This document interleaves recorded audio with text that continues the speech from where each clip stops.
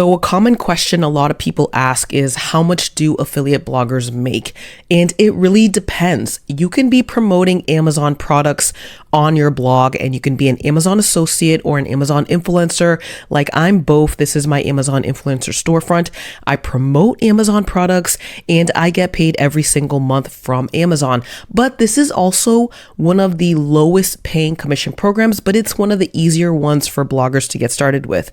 Now, I also promote online courses. These are my favorite because I can earn a few $100s for just one sale. And so this one in particular is one of my favorite ones to promote.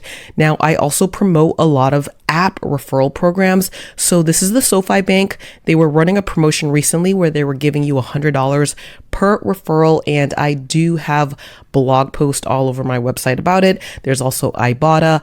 Ibotta is a grocery saving app. They give you $5 per every person you refer to them.